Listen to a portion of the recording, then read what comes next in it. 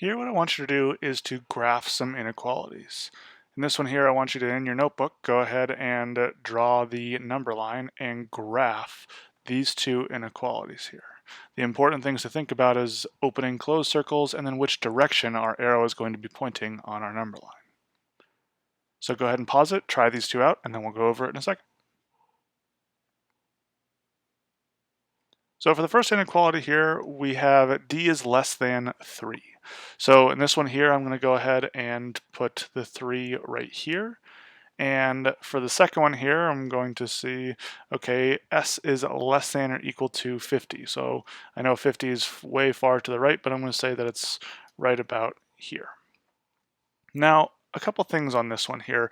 First thing is that we got to figure out if the circle at the point that we are given, in this case 3 and in this case 50, is open or closed. Now, if you remember, we've talked about open or closed circles before, and we know that this graph here, when x is less than or equal to 3, we use a closed circle because 3 is included in the inequality, meaning x can be equal to 3, so we use a closed circle.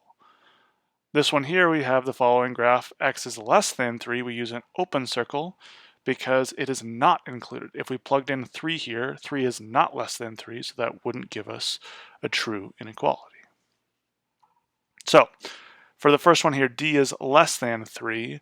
Well, we know that if we were to plug in 3 and we have 3 is less than 3, well, that doesn't give us a true inequality. So that tells us that this is going to be an open circle.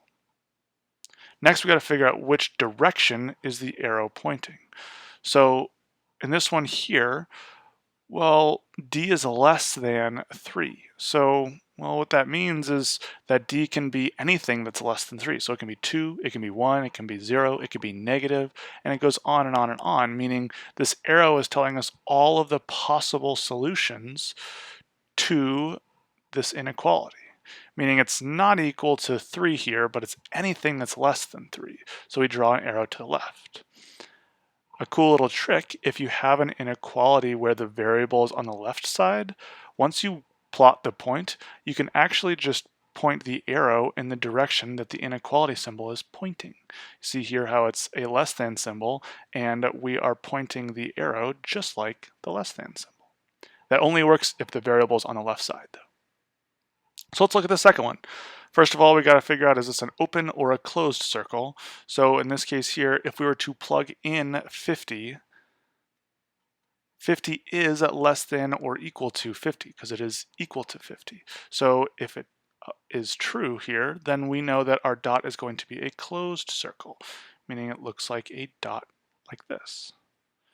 Now we got to figure out, okay, is the arrow going to be pointing to the left or to the right? Well, two ways of looking this out. So we know that s is less than or equal to 50, meaning s could be 49 or 48 or 47 or so on and so forth, meaning our arrow is going to point towards those numbers.